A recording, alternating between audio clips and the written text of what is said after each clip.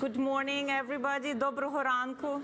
My name is Orisa Lutsevich. I'm the head of Ukraine Forum here at Chatham House, and welcome to Shaping New Ukraine, Delivering Resilient Recovery Conference. Welcome to the Ukraine Recovery 2023 Conference Week in London, because indeed it is the whole week of events. It's like a beehive on Ukraine these days, from Whitehall to O2.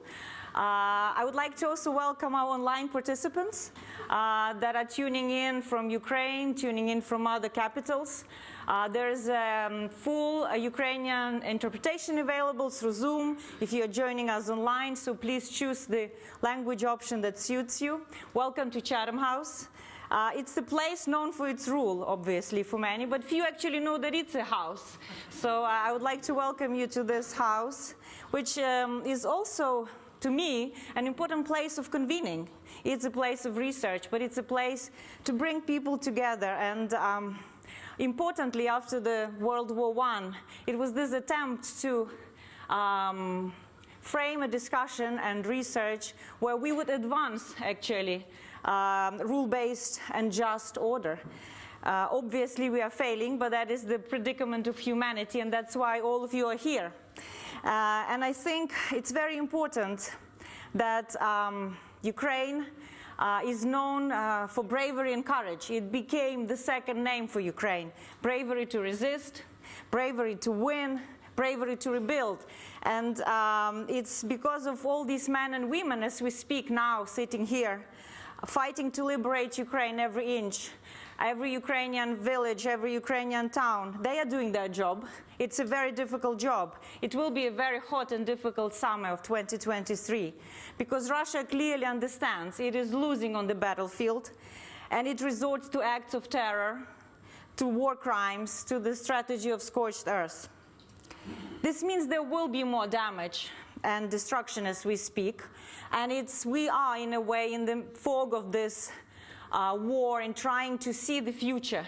I think it's very important to see that future. But that bravery of Ukrainian armed forces, as they are fighting, must be matched by the bravery of imagination of all of you in this room and outside of this room, in Ukraine and outside of Ukraine. And not only bravery of imagination, but bravery of action.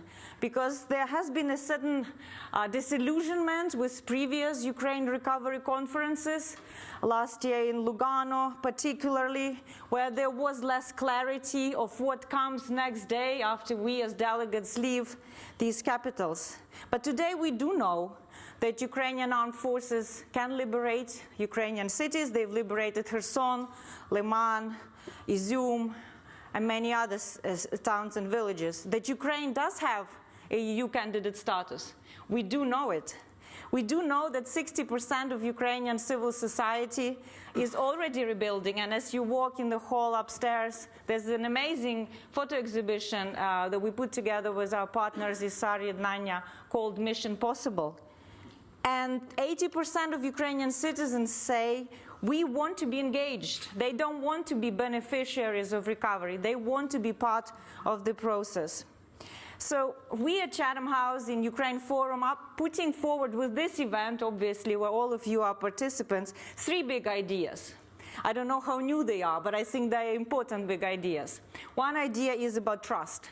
We do believe that for recovery to be successful, it must be built on trust inside Ukraine, that citizens know it's in their benefit, and partners who contribute billions and investors who invest billions, that this is a trust-based recovery.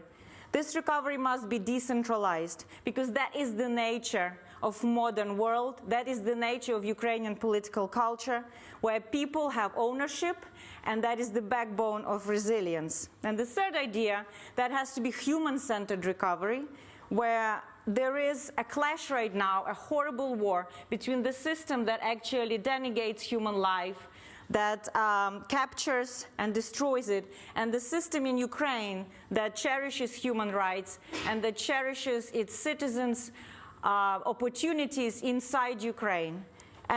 You'll see all these themes reflected in the program, but also in some of the action documents that we've put together. And I'm really pleased that this side event has an official status of a partnership with the Ukraine Recovery Conference that is put together by the UK government and Ukrainian governments. And I'm really pleased we are doing it with partnership, not on our own, with the CSIS in Washington based, with UNDP Ukraine, with Open Society Foundations.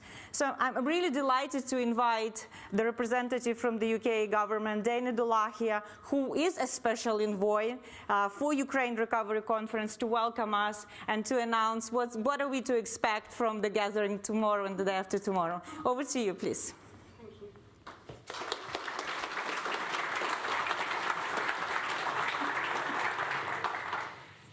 Well, good morning, and thank you so much for inviting me to speak today at the official Road to URC event. Thanks to everybody in the room who's made it through the rain and the humidity, and thanks to everybody online who is joining this event. I understand there are about 1,400 people online. It's lovely to have you all joining us. The timing of this event could obviously not be better, with the big event coming tomorrow. We're scooping up all of the insights, all of the research, all of the intellect present today in this room, and ensuring that it's kept for prosperity on the URC website, that we all are able to look at this rich data and work with it and ensure that indeed the Ukraine Recovery Conference is not 2 days. It's not a week of all sorts of very, very intense, wonderful events, but what it is a receptacle of our collective knowledge, and it's a framework for delivery in the long term. Because we're not going to deliver this in a week. We're not going to deliver this in a few days. We have to build a plan, and we have to ensure that we deliver that plan. And that's really what the conference is all about.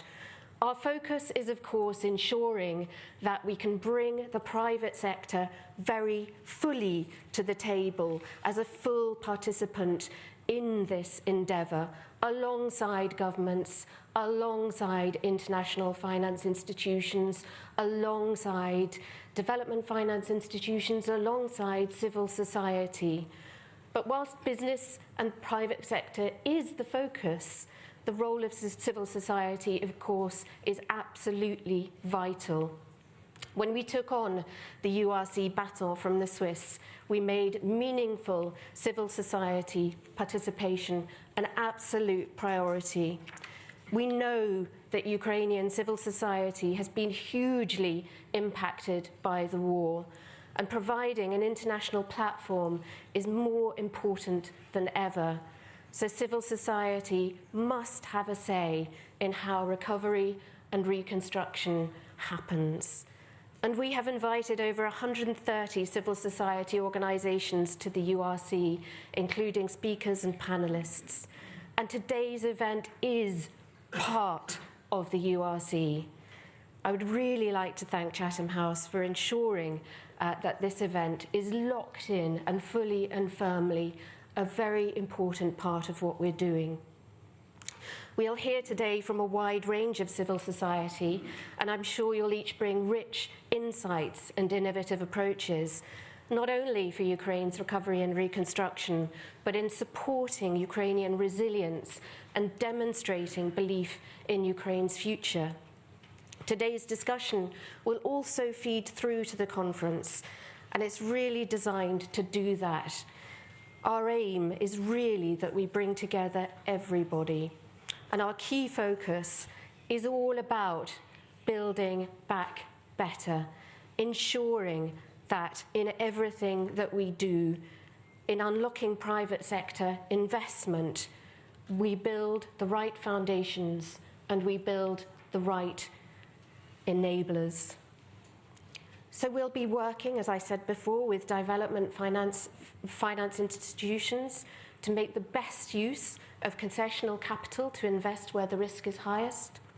We'll be working with international partners to align our insurance and de-risking initiatives to ensure we're collectively coordinating our efforts, unlocking the flow of private investment needed to support Ukraine's reconstruction needs. And we'll be demonstrating a commitment to Ukraine's long-term energy recovery, building back a resilient, efficient, decentralized, and clean energy system that will be a foundation of the country's economic revitalization and long-term growth. And as part of that, strong reform measures are essential to creating the attractive and transparent environment needed for investment. We're working with the government of Ukraine and all of our international partners to use this Ukraine Recovery Conference to build that business confidence by showcasing and demonstrating clear progress on that, as well as Ukraine's continuing reform plans for the future. So those are some of the highlights of what we're seeking to achieve at the Ukraine Recovery Conference. We genuinely hope that it will accelerate efforts on the immense task that is Ukraine's recovery. It's really critical that Ukraine's vibrant and diverse civil society plays a full and very central part in that, and we will absolutely ensure that we build on the fantastic efforts of everybody in this room and everybody joining us online today. Thank you.